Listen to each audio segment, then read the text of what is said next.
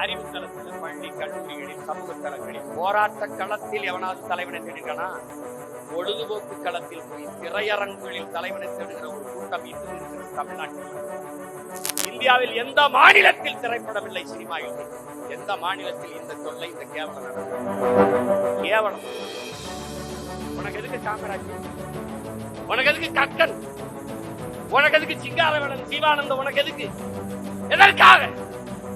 நல்லகண்ணு என்று ஒரு நல்லவன் இந்த மண்ணில் பிறந்து வாழ்ந்து இறந்தது எத்தனை பேருக்கு தெரியும்? அடையாளம் தெரியாமல் அழிந்து போவார். இன்னைக்கு நாட்டை ஆளுகிறவர்களும் காமராஜ் போன்ற 9 ஆண்டுகள் இந்த நாட்டில் கிடந்தது. சரியாக 9 ஆண்டுகள் இந்த நிலத்தை ஆண்டு, இந்த நிலத்தை 60 ஆண்டுகளாக ஆண்ட இந்த கட்சிகள் செய்யாத முன்னேற்றத்தை, வளர்ச்சியை 9 ஆண்டுகளில் தொட்டு காட்டியவர் நம்முடைய தாத்தா. கேலி பேசுதான் இவங்க இதையே பேசி பண்ணி அதையே பேசு, அதையே பேசு. என்னை ஒரு தேர்தல்ல எதுக்கு எப்படின்னு தோக்க போறீங்க, எதுக்காக நிக்கிறீங்கன்னு கேட்டாப்ல. நீ எப்படின்னு சாக போற, எதுக்காக சாப்பிடுறான்னு கேட்டேன். அதோட போயிட்டான். அது மாதிரி சொல்லிக்கிட்டே இருக்கணும். நான் தான் ஒரு சீட்டு வரலையே, ஒரு இடத்துல கட்டுத்தொகை டெபாசிட் வரலையே. ஏன் ஏன் பயம்? என்ன பயம்? என்ன பயம்? எங்க கிட்ட மட்டும்தான் உண்மை இருக்கு, சத்தியம் இருக்கு. தமிழன் அல்லாதவன் இங்கே அதிகாரத்துக்கு வர முடியாது, ஆட்சி அதிகாரத்துக்கு முடியாது. கேள்வி கேட்போம். தமிழன் வீரத்தை பேசிட்டா, பெருமையை பேசிட்டா, இப்படியே பேசிக்கிட்டே தெரிவான். தமிழங்க பழம்பெருமையே பேசுவான். பேசணும், பழம்பெருமை பேசணும். நான் யார் என்று பேசிக்கொண்டே இருக்கேன். தீரன் சின்னமலை பேசு, குணாளன் நாடார் யாரு, கட்டுப்பெரிக்காரன் யாரு, கருப்பன் ஜெருவை யாரு, பொல்லான் யாரு, கூலித்தேவன் யாரு, மருதுபாண்டி யாரு, வேல்நாச்சியார் யாரு, அழகுமுத்து யாரு, சுந்தரலிங்கன் யாரு, வெள்ளையத்தேவன் யாரு, கட்டப்பன் பேசிக்கிட்டே இருக்கியா? பழம்பெருமை பேசுவது படிப்பினை.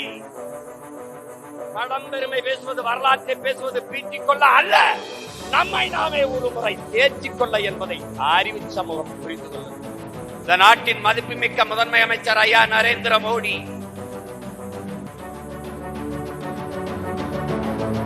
அவர் உயிரை பாதுகாக்க வீரம் நிற்க வேண்டியது.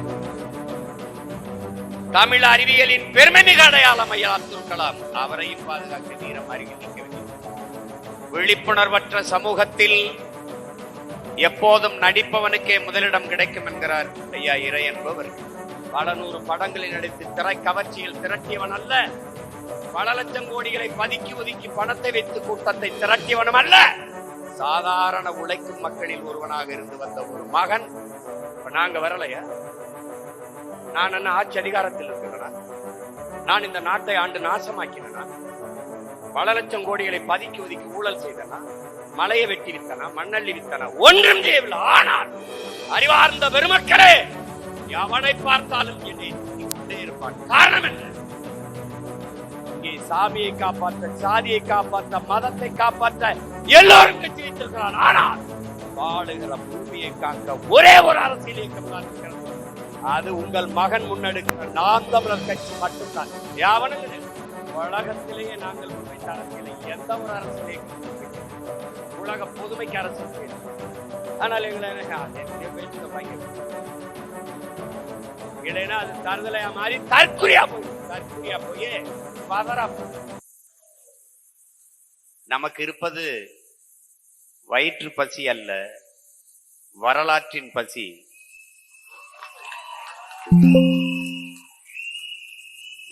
சோற்று பசி அல்ல, சுதந்திர பசி.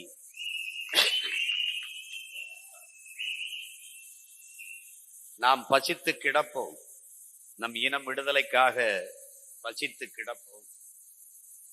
இங்கே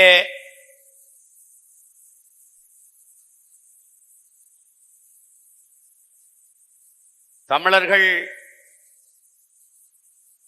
தங்கள் இன வரலாற்றில் முன்பை விட இப்போது விழிப்புணர்வு பெற்று கிளர்ந்து எழுகிறார்கள். விடுதலையின் முதல் படியே விழிப்புணர்வு தான் என்கிறார் எங்கள் உயிர் தலைவன் மேதகுவே பிரபாகரன் அவர்கள். விழிப்புணர்வற்ற சமூகத்தில் எப்போதும் நடிப்பவனுக்கே முதலிடம் கிடைக்கும் என்கிறார் ஐயா இறை என்பவர்கள். அறிவார்ந்த பெருமக்களே, என் அன்பு உடன் பிறந்தார்களே, பேரன்பு மிக்க என் பெற்றோர்களே, என் உயிர்க்கினிய என் சொந்தங்கள், வரலாறு என்பது எப்போதும் வீரர்களுக்கானது. அடிமைகளுக்கு கூட வரலாறு உண்டு, ஏழைகளுக்கு கூட வரலாறு உண்டு. கோழைகளுக்கு ஒருபோதும் வரலாற்றில் இடம் இருந்ததில்.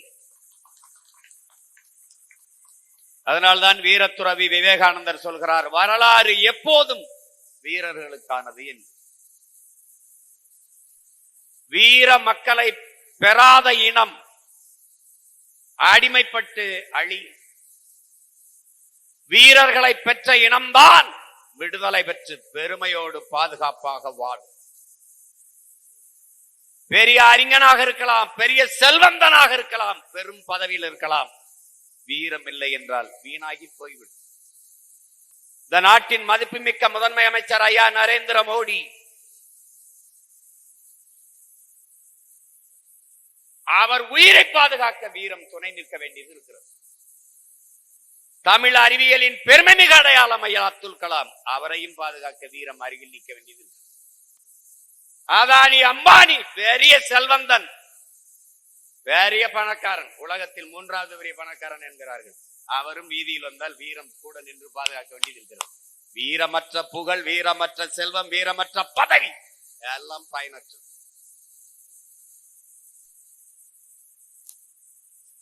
அதனால் வீர மக்களை பெறாத இனம் வீழும். தமிழர் இன வரலாறு என்பது ஒரு வீர வரலாறு. ஆதியில் காடுகளில் வாழ்ந்த மனிதர்கள் இடம்பெயர தொடங்குகிற போது, நகர்ந்து நகர்ந்து இடம்பெயர தொடங்குகிற போது எடுத்து வைத்த ஒவ்வொரு காலடி தடத்திற்கும் வீரம் தேவைப்பட்டிருக்கிறது என்கிறார் நம்முடைய ஐயா அப்துல் கலாம் அவர். வீரம்தான் 150 கோடி மக்கள், வெறும் 15 லட்சம் 14,50,000 பேரு தான் இந்த நாட்டின் பாதுகாப்பு படையில் இருக்கிற ராணுவ வீரர்கள். அவன் தான் இந்த 150 கோடி மக்களையும் பாதுகாப்பு. வீரம் இல்லைன்னா ஒண்ணும் இல்லைங்க. அப்படிப்பட்ட வீரமறவர்களை பெற்ற இனத்தின் மக்கள் நாம் தமிழர்கள்.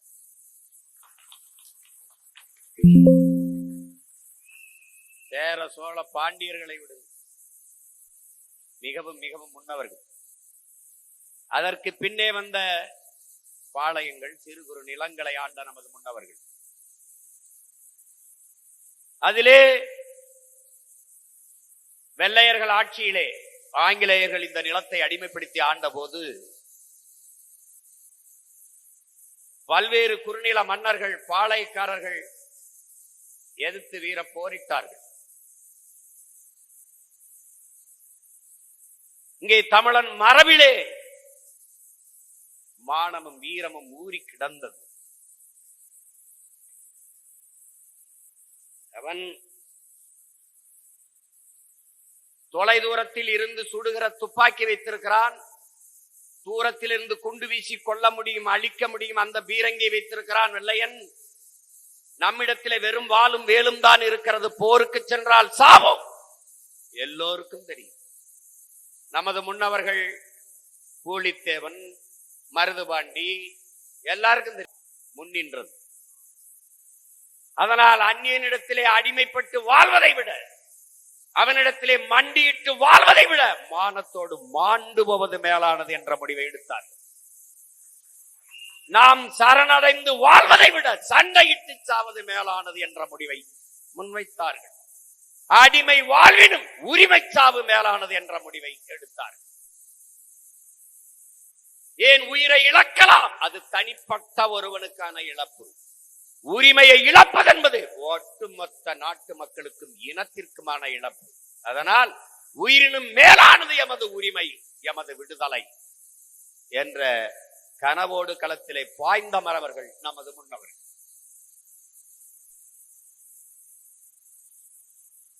மைசூரை தலைமையிடமாக கொண்டு ஹைதர் அலியும் திப்பும் இந்த நிலப்பரப்பை ஆளுகிற போது இங்கே வந்து வரி வசூலித்து கப்பம் வசூலித்து செல்கிறார்கள். கப்பம் வசூலித்து செல்கிறவன் நம்மவன் தான். வெள்ளையன் படையிலே இருந்து அவனுக்கு கூலிக்காக சண்டையிட்டவன் அத்தனை பேரும் தமிழன் தான். இந்த மண்ணின் மக்கள் தான், இந்த நிலத்தின் மக்கள் தான். வெள்ளக்காரன் அங்க இருந்து படையை விட்டு வந்தானா என்ன?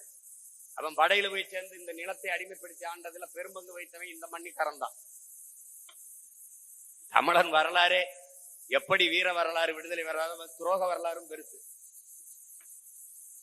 இப்படி வசூலிச்சுட்டு போயிட்டு இருக்கும் போது அங்க ஒருத்தர் வர்றாரு. ஒரு சின்ன பையன் வந்து குறுக்கம் மறிச்சு அடிச்சு அந்த கப்பத்தை பறிக்கிறார். வசூலிச்சுட்டு போன அந்த பணத்தை எல்லாம் பறிக்கிறார். என்ன மன்னர் கேட்டா நாங்க என்ன சொல்றது? போய் சொல்லு, சென்னி மலைக்கும் சிவன் மலைக்கும் இடையில சின்ன மலை பறித்து கொண்டான் என்று போய் சொல்றான் அப்படின்னு சொல்றது. அங்க போய் ஹைதர் அலி கிட்டையும் திப்பு கிட்டையும் போய் காட்டுறாங்க. இது மாதிரி சொல்றாங்க, பறிச்சுக்கிட்டான் ஒருத்தன். எத்தனை பேருன்னு கேட்கிறான். ஒருத்தன் அவனுக்கு என்ன வயசு இருக்கும்னா 19 வயசு இருக்கும்னா பாய்ந்துட்டான். 19 வயசு சிறுவன்கிட்ட இத்தனை பேர் அடி வாங்கிட்டு வந்திருக்கீங்க. வெள்ளையனை எதிர்த்து திப்புவை எதிர்த்து போரிட வேண்டும், எதிர்க்க வேண்டும் என்று நினைத்த தீரன் சின்னமலை நமது பாட்டன். திப்பு இங்கதான் இருப்பான், எப்போது வேண்டுமானாலும் அவனோட சண்டையிட்டுக் கொள்ளலாம். ஆனால் பொது எதிரி அந்நியன் வெள்ளைக்காரன், அவனை உள்ள விடக்கூடாது என்று திப்புவின் படையில் போய் சேரும். அருமை பெருமக்களே, ஒரு மன்னன் அழைத்தால் எல்லோரும் வருவார்கள், ஒரு மந்திரி அழைத்தால் வருவார்கள், முதலமைச்சர் கூப்பிட்டால் எல்லாரும் வருவார்கள். ஆனால் உலகத்தில் புரட்சி என்பது சாதாரண மக்களால் நிகழ்த்தப்படக்கூடிய ஒன்று. நிகழ்ந்ததும் அதுதான். தீரன் மன்னன் இல்லை, ஒரு விவசாய குடும்பத்தில் பிறந்த ஒரு எளிய மகன். அவன் கூப்பிட்டு பலாயிரக்கணக்கான இளைஞர்கள் அவன் படையில் சேர்ந்தார்கள் என்றால் நீங்கள் நினைத்து பார்க்கணும். அதை போலதான் எங்கள் உயிர் தலைவன் மேதகு பிரபாகரனும். அவன் மன்னனும் இல்லை, அமைச்சரும் இல்லை, அவன் ஒன்றும் இல்லை. ஆனால் அடிமைப்பட்டு கிடக்கிற அன்னை நிலத்தின் விடுதலைக்காக என்னோடு வாருங்கள், போரிட்டு சாவோம் என்று அழைத்த போது 50,000 வீரர்கள் அவன் படையிலே சேர்ந்து தங்கள் இன்னுயிரை தாய் நிலத்தின் விடுதலைக்காக தந்தார். மற்றவர்கள் எல்லாம் சாதி சொல்லி அழைத்தார்கள், மதம் சொல்லி அழைத்தார்கள், மந்திரி மக்களாக இருந்தார்கள், முதலமைச்சராக இருந்தார்கள். உங்கள் முன்னால் நிற்கிற சாதாரண மகன் நான் அழைத்து லட்சக்கணக்கான இளைஞர்கள் நாம் தமிழர் என்ற தேசிய உணர்வோடு என்னோடு திறந்தார்கள் என்றால் அதற்கு பெயர்தான் என் அன்பு பெற்றோர்களை, என் அருமை உடன் பிறந்தார்களே, வரலாற்றில் புரட்சி என்று. பல நூறு படங்களில் நடித்து திரை கவர்ச்சியில் திரட்டியவன் அல்ல, பல லட்சம் கோடிகளை பதுக்கி ஒதுக்கி பணத்தை வைத்து கூட்டத்தை திரட்டியவனும் அல்ல, சாதாரண உழைக்கும் மக்களில் ஒருவனாக இருந்து வந்த ஒரு மகன். வாருங்கள், அன்னை தமிழ் சமூகத்தின் மீட்சிக்கு, எழுச்சிக்கு, அதன் பெருமை மிக்க வாழ்விற்கு அரசியல் புரட்சி படையை கட்டுவோம் என்ற போது லட்சக்கணக்கான இளைஞர்கள் தன்னலமற்று என் படையில் இணைந்தார்கள் என்றால் அதுதான் தீரன், அவன் பேரன் பிரபாகரன், அவன் மகன் சீமான் என்றால் ஒரே ரத்தம் அதே வீரம் என்ற முழக்கத்தை முன்வைத்தோம். அதுதான் திப்புவின் படையிலே மிகப்பெரிய தளபதிகளாக நின்றவன் நம்முடைய வீர பெரும்பாட்டன் குணாளன் நாடாரும் பொல்லான். அருமை பெருமக்களே, பாட்டு கற்றி கட்டுத்தறிக்காரன் முன்னடக்க, கருப்பன் சேர்வை பின்னடக்க, வட்டப்பொட்டுக்காரன் சின்னமலை, வார அழகை பாருங்கடி என்று கும்மி இன்றும் புகழ் பெற்றிருக்கிறது. அந்த கட்டுத்தடிக்காரன் தான் நம்முடைய பாட்டனார் குணாளன் அவர். இந்த மண்ணையும் இந்த மக்களையும் காத்து நின்றதென்றால் நமது பாட்டன்களின் வீரம் என்பதை மான தமிழ் மக்கள், என்னிலும் இளைய என் தம்பி தங்கைகள் மறந்துவிடக் கூடாது. தமிழர் என்று ஒரு இனம் உண்டு, தனித்தேவருக்கு ஒரு குணம் உண்டு. அமிழ்தம் அவரது மொழியாம், அன்பே அவரது வழியாம் என்றார் நம்முடைய தாத்தன் நாமக்கல் கவிஞர் ராமலிங்கம் பிள்ளை. இதுதான் பாட்டு. தமிழர் என்று ஒரு இனம் உண்டு, தனித்தேவருக்கு ஒரு குணம் உண்டு, மானமும் வீரமும் அவருக்கு உயிர் என்று உலகத்திற்கு காட்டியவன் என் உயிர் தலைவன் மேதகவே பிரபாகரன் அவர்கள். தமிழனை நாய் என்றான், இன்னும் டிக்ஷனரியிலே தமிழன் என்றால் கூலி என்றுதான் எழுதியிருக்கிறது. கூலி என்று பதிவு செய்த வரலாற்றை பதிவை தமிழன் என்றால் புலி என்று உலகத்திற்கு மாற்றி காட்டியவன் எங்கள் உயிர் தலைவன் மேதகுவே பிரபாகரன் அவர்.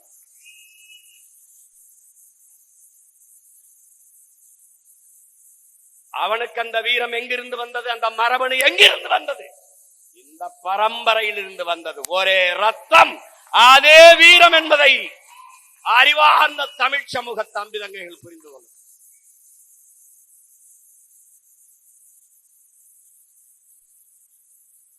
தீரன் பெற்ற வெற்றி, தீரன் எடுத்தவன கொல்லப்பட்டான், செத்து போயிட்டான். அதுக்கு முன்னாடி பல முறை வெள்ளையரை எதிர்த்து நமது பாட்டன் போர் புரிந்து விரட்டி இருக்கிறார்.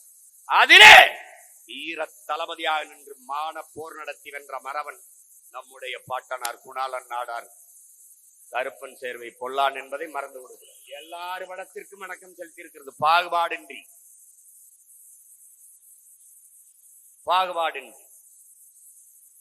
தமிழன் பெருமை கொள்ளவில்லை, தமிழன் பெருமை கொள்ளவில்லை. மொழி பெருமை, இனப்பெருமை கொள்ளாததால் தமிழன் ஒருமைப்படவில்லை, ஒற்றுமைப்படவில்லை.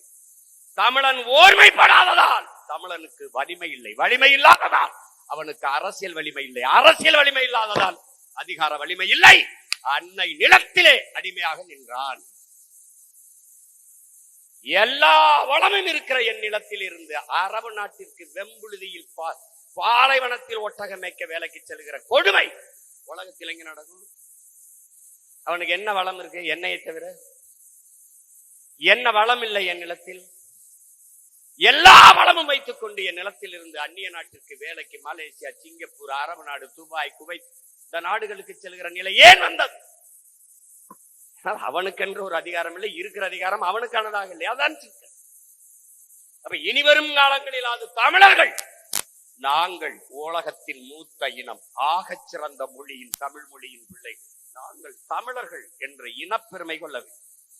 இனப்பெருமை கொள்ளும் போது தமிழன் தலை நிமிர்வான்.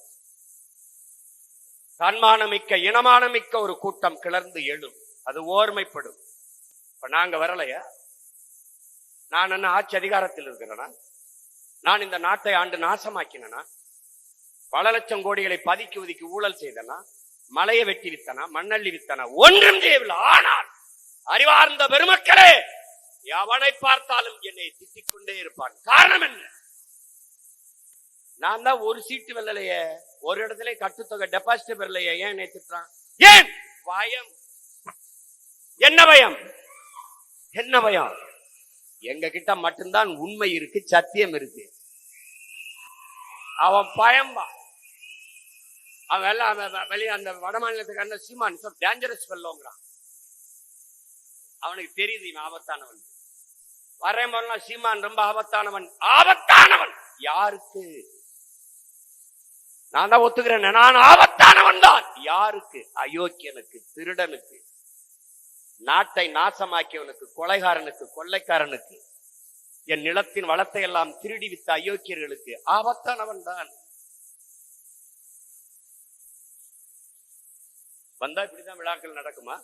இப்படி கட்டடத்துக்குள்ள என் இன பெருமையை, என் இன அடையாளத்தை திட்டமிட்டு மறைப்பார்கள், அழிப்பார்கள். ஏன்? தமிழனுக்கு தன் இன பெருமை இருந்தால் நிமிர்வான். தமிழன் அல்லாதவன் இங்கே அதிகாரத்திற்கு வர முடியாது, ஆட்சி அதிகாரத்தை செலுத்த முடியாது. கேள்வி கேட்பா.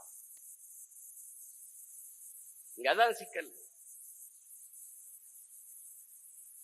நாடார் அடிச்சா நாடாருக்கு தான் வலிக்கும், கோணார் அடிச்சா கோணாருக்கு தான் வலிக்கும், கவுண்டர் அடிச்சா கவுண்டருக்கு தான் வலிக்கும், இந்து அடிச்சா இந்துக்கு, இஸ்லாமியர் அடிச்சா இஸ்லாமியருக்கு, கிறிஸ்தவ அடிச்சா இஸ்லாமியருக்கு, வன்னியர் அடிச்சா வன்னியருக்கு, பறையர் அடிச்சா பறையருக்கு. ஆனால் இதில் எவரை அடித்தாலும் தமிழ் பிள்ளைகள் எங்களுக்கு வலிக்கும்.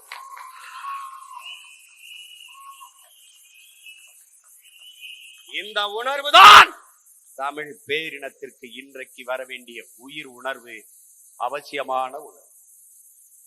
இது வந்தால் தான் இந்த தலைமுறை தமிழ் பிள்ளைகள் பிழைக்கும், வாழும். இல்லை என்றால் முடிஞ்சு, கதை முடிஞ்சு. அறிவார்ந்த பெருமக்களே, குடிக்க தண்ணீர் வைத்திருக்கிறீர்களா? போத்தலில் இருக்கிறது. விற்கிறவன் யார் தெரியும். குடிக்கிற தரன் இருக்கா? தகுதி இருக்கா? திறன் இருக்கா? தாக நிற்கும். தண்ணீரால கிடைக்கிற பயன் உங்களுக்கு கிடைக்குமா? கிடைக்கும். நஞ்சில்லாமல் உணவு வைத்திருக்கிறீர்களா? விஷமில்லாத சாப்பிட உங்கள் பிள்ளைகளுக்கு ஒன்று சொல்லு. தாய்ப்பால் ஒன்றுதான் நஞ்சில்லாமல் இருந்தது. தாய்ப்பால் நஞ்சாகி போனது. பிறந்த 1 வயது குழந்தைக்கு புற்றுநோய், 2-3 வயது குழந்தைகள் மொட்டையடித்து புற்றுநோய் மருத்துவமனையிலே இருக்கிறார்கள் என்றால் காரணம் என்ன? தாய்ப்பாலை தவிர எதையும் உண்ணாத அந்த குழந்தைகளுக்கு புற்று வர காரணம் என்ன?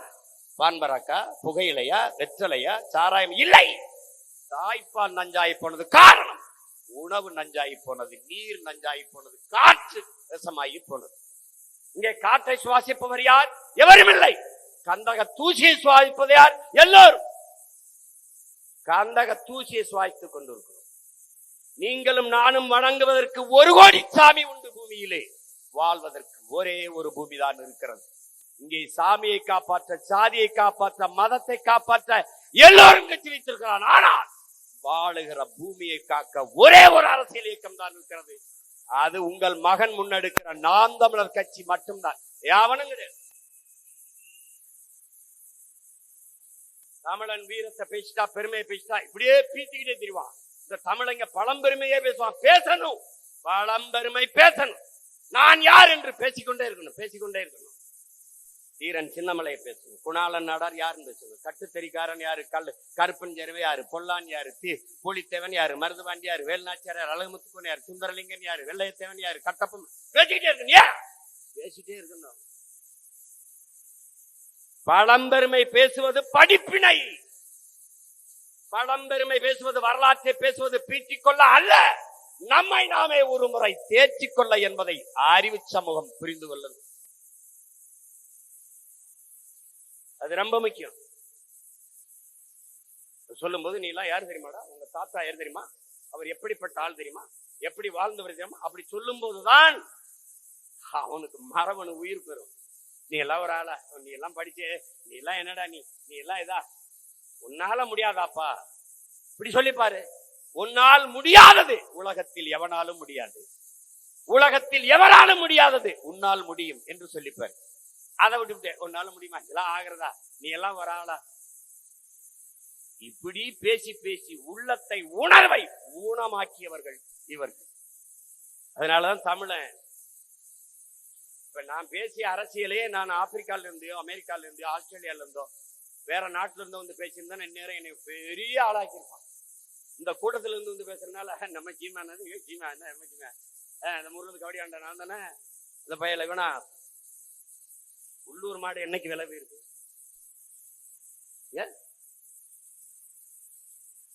உலகத்திலேயே நாங்கள் முன்வைத்த அரசியலை எந்த ஒரு அரசியல் இயக்கமும் முன்வைக்கல. உலக பொதுமைக்கு அரசியல் செய்யறோம். ஆனால் எங்களை என் பேச்சுக்கப்பாங்க. ஒவ்வொரு நாளும் இந்த மாதிரி வணக்கத்தை செலுத்தி கூடி கலைகிற வேலையை விடணும். திருப்பி திருப்பி திருப்பி பிள்ளைகளுக்கு சொல்லிக்கிட்டே இருக்கணும். 2000 ஆண்டுகளா இருக்கு பைபிள், 1100 ஆண்டுக்கு மேல இருக்கு குரான், அதே கால அப்ப இருந்து இருக்கு பைபிள், இது பகவத்கீதை. ஏன் தினம் பகவான் இந்த இடத்துல என்ன சொல்லியிருக்கிறார், ஏன் சொல்லிக்கிட்டே இருக்கணும்? ஆண்டவர் இந்த இடத்துல, ஆண்டவராய் இயேசு கிறிஸ்து இந்த இடத்துல என்ன சொன்னார், எதுக்கு சொல்லணும்? நபிகள் நாயகம் ஸல்லல்லாஹு அலைஹி வஸல்லம் இங்க என்ன சொல்லியிருக்காரு, ஏன் தினம் சொல்லிட்டு இருக்கான், ஏன் சொல்றான்? சொல்லிக்கிட்டே இருக்கணும். அப்படின்னா அந்த இடத்த விட்டு கடந்துருவான், மறந்துடுவான். மனித இயல்வது.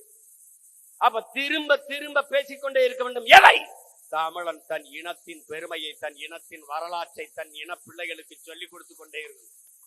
இல்லைன்னா அது தருதலையா மாறி தற்குறியா போய் பதறா போய்.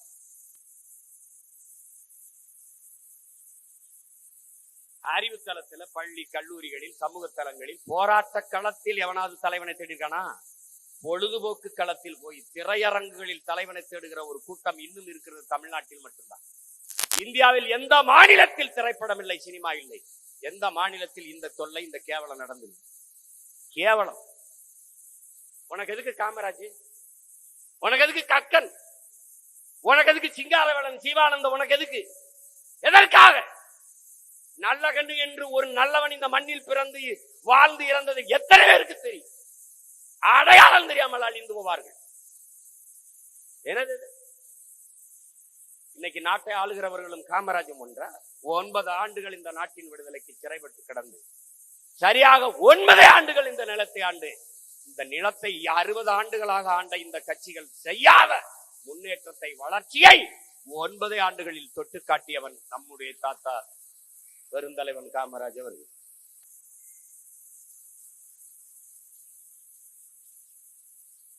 அதையெல்லாம் நினைவில் இருந்தால் இந்த தவறுகள் நடக்காது, இந்த பிழை நடக்காது. தன்மானத்தோடு தலை நிமிர்ந்து இந்த இனம் வாழத் தொடங்கி, இனிவரும் தலைமுறைகளுக்காவது மானத்தை, வீரத்தை, தமிழனுடைய கொடைத்திறனை, அறத்தை, அவன் ஒழுக்கம் நிறைந்த வாழ்க்கை முறையை, அவனுடைய வீரத்தை அடுத்த தலைமுறைக்கு கடத்த. உங்களுக்கு தெரியுமா என் பெற்றோர்களே, அறிவார்ந்த பெருமக்களே, என் அன்பு தம்பி தங்கைகளே, கிடாச்சண்டை எதற்கு விட்டான்? பொழுதுபோக்கா? இல்லை. வென்ற கிடாயை வைத்துக் கொள்வான், தோற்ற கிடாயை கரியாக்குவான். வென்ற கிடாயை இனப்பெருக்கத்துக்கு வைப்பான். சேவல் சண்டை விட்டான், எதற்காக? பொழுதுபோக்கவா? இல்லை. தோற்ற சேவலை கரியாக்கி விடுவான், வென்ற சேவலை வைத்துக் கொள்வான் இனப்பெருக்கத்திற்கு. ஜல்லிக்கட்டு ஏன்? அடக்க முடியாத, அணையாத வீரம் மிகுந்த காளையை இனப்பெருக்கத்துக்கு வைப்பான். அணைஞ்சிருச்சு அந்த மாடை பிடிச்சான்னா அடிமாட்டுக்கு தள்ளி விட்டுருவான். அப்ப ஆட்டிலும் மாட்டிலும் கோழியிலும் சேவலிலும் வீரத்தை வைத்திருந்தான் தமிழன். ஏன்? அடுத்த தலைமுறைக்கு வீரத்தை ஆட்டிலும் மாட்டிலும் சேவலிலும் கடத்தியவன் தமிழன் என்பதை புரிஞ்சுக்க. அந்த வீரத்தை கடத்திய பரம்பரையில் வந்தவன் நாம். இந்த வீரத்தை அடுத்த தலைமுறைக்கு கடப்பன். கேலி பேசதான் செய்வான். இவங்க இதையே பேசிப்பான், நீ அதையே பேசு, அதையே பேசு. என்னை ஒருத்தர் தேர்தல்ல எதுக்கு எப்படின்னு தோக்க போறீங்க, எதுக்காக நிக்கிறீங்கன்னு கேட்டாப்ல. நீ எப்படின்னு சாக போற, எதுக்காக சாப்பிடுறான்னு கேட்டேன். அதோட போயிட்டான். அது மாதிரி சொல்லிக்கிட்டே இருக்கணும். வீரத்தை வார்த்து எடுக்கணும், வீரத்தை வார்த்து எடுக்கணும். அதுல அந்த இனம் வாழாது. சும்மா வெட்டி பேச்சு, கை கட்டி உல கும்பிடு போட்டு காலில் விழுந்து செத்து போகும். இப்படி வீர பெருமகன் நம்முடைய முன்னவர், நம்முடைய பாட்டனார் குணாளன் நாடார் அவர்களுடைய வீர பெரும்புகளை போற்றுகிற இந்நாளில் என்னிலும் இளைய என் தம்பிதகைகளுக்கு சொல்லுவேன், மானமும் அறமும் மானமும் வீரமும் உயிரென்ற வாழ்ந்த இனத்தின் கூட்டம் நாம். இது மூன்றையும் நீங்கள் உயிர் மூச்சாக வைத்து வாழ வேண்டும். அறம், அறத்திலிருந்து பிறந்த மானம், மானம் காக்க பிறந்த வீரம், இது மூன்றையும் நீங்கள் உயிரென்று எண்ணிக்கொண்டு சிந்தையில் நிறைத்து வாழ வேண்டும், வளர வேண்டும். வருங்காலம் உங்களுக்கானது. உங்கள் கையில் தான் இந்த நாடு ஒப்படைக்கப்படுகிறது. எனவே அறிவார்ந்த பெருமக்களே, இந்த அரும்பெரும் பாட்டனினுடைய புகழை போற்றுகிற இந்த நாளில் நீங்கள் எல்லோரும் உணர்வோடு இந்த பெருநிகழ்வில் ஒன்று கூடியிருப்பதை பார்க்கிற போது நான் உண்மையிலேயே மகிழ்கிறேன், பெருமை அடைகிறேன். இனிவரும் காலங்களில் இது பேரெழுச்சியாக, பெரும்பெரும் எழுச்சியாக இந்த விழா நடக்க வேண்டும், சிறக்க வேண்டும். நம்முடைய போற்றுதற்கும் வணக்கத்திற்கும் உரிய வீர பெரும்பாட்டன் குணாளன் நாடார் அவர்களுக்கு அவன் வழியே வந்த வீர பிள்ளைகள், மான பிள்ளைகள் பெருமிதத்தோடும் திமிரோடும் நம்முடைய வீர வணக்கத்தை செலுத்துவோம். வீர வணக்கம் நம்முடைய பாட்டனுக்கு. உங்கள் அனைவருக்கும் அன்பு வணக்கம். நன்றி. நாம்